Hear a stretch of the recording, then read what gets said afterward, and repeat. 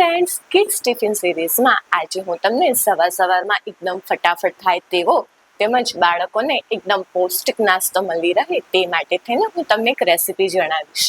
સૌપ્રથમ આપણે એક બાઉલ લઈશું. તેમાં આપણે આ મગની મોગર દાળ એક બાઉલ એડ કરીશું. આ મોગર દાળને પાણીમાં પલાળીને આખી રાત રાખવાની રહેશે. તે પછી અડધો બાઉલ પૌવાને ધોઈને લેવાના રહેશે. તમે જેટલી મગની મોગર દાળ લો તેનાથી અડધા પૌવા લેવાના રહેશે. તે પછી જેટલા આપણે પૌવા લીધા હોય તેટલો જ આપણે રવો લેવાનો રહેશે. તે પછી થોડુંક આદું, અડધું લીલું મરચું એડ કરીશું અને એક બાઉલ દહીં એડ કરીશું ને આ બધાને મિક્સ કરી દઈશું. બધું મિક્સ થઈ જાય તે પછી અડધો ગ્લાસ જેટલું પાણી દઈ દઈશું. તે પછી આને હલાવી દઈશું ને બસ હવે આ બધાને આપણે ક્રશ કરી દઈશું મિક્સી જારમાં. ફ્રેન્ડ્સ, આવી રીતનું આપણે બેટર બનાવવાનું રહેશે. બહુ જાડું નહીં અને બહુ પતલું નહીં, તે રીતનું, અને પ્રોપર એકદમ બધું ક્રશ કરી દેવાનું રહેશે. તમે જોઈ શકો છો. તે પછી હવે આપણે સ્વાદ અનુસાર મીઠું એડ કરીશું. 1/4 ચમચી હિંગ એડ કરીશું.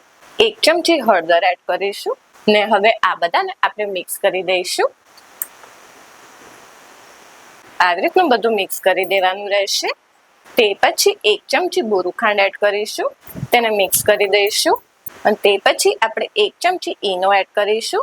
ઈનોને એક્ટિવેટ કરવા 1 સ્પૂન આપણે લેમન જ્યુસ એડ કરીશું. આ બધાને મિક્સ કરી દઈશું. એકદમ આપણે હલાવી દઈશું.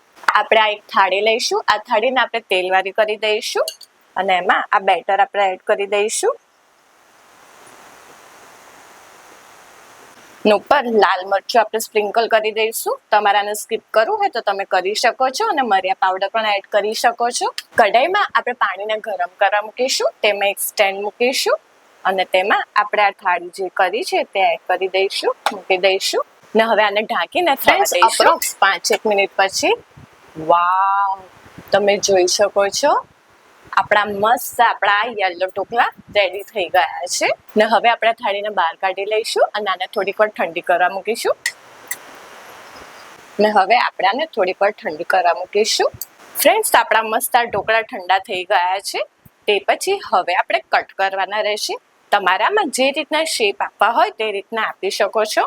હું આ બીબાની મદદથી કટિંગ કરીશ કે જેથી આનો મસ્ત ફ્લાવર શેપ રહે અને બાળકને ખાવામાં મજા બી આવે. તમારે નોર્મલ સ્ક્વેર શેપ કે ડાયમંડ શેપ કરવો હોય તો તમે કરી શકો છો. હું આ બીબાની મદદથી આને કાઢીશ કે જેથી બાળકોને અલગ અલગ શેપનો પણ આઈડિયા આવે.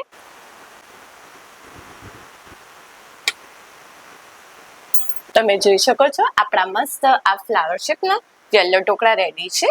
હવે આપણે આને એક પ્લેટમાં લઈ લઈશું ને આવી જ રીતે બીજા બધા કાઢવાના રહેશે. તમારામાં બીજા અલગ અલગ શેપ કરવા હોય તો તમે કરી શકો છો. ફ્રેન્ડ્સ, તો આપણા મસ્ત આ યલો શેપના ફ્લાવર ઢોકળા રેડી થઈ ગયા છે ને હવે આમાં ઉપર આપણે વઘાર કરી દઈશું. એક વઘારમાં 2 ચમચી જેટલું તેલ એડ કરીશું.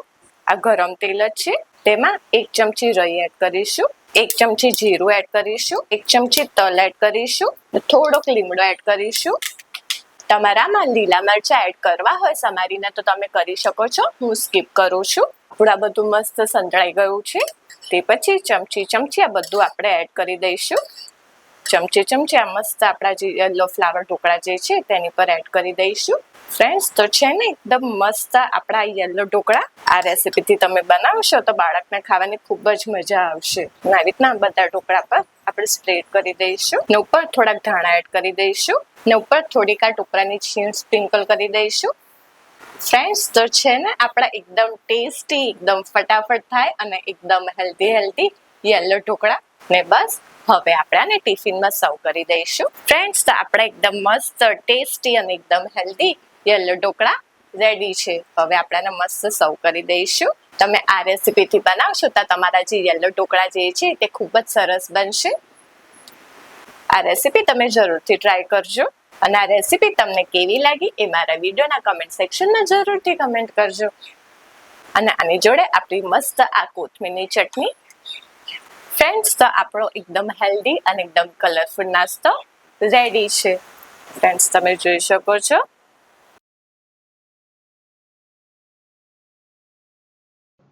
જો તમને આ વિડીયો પસંદ આવ્યો હોય તો સબસ્ક્રાઇબની જોડે બેલ આઇકોન ઉપર ઓલ બટન દબાવજો જેથી મારા બધા નવા વિડીયો તમને મળતા રહે.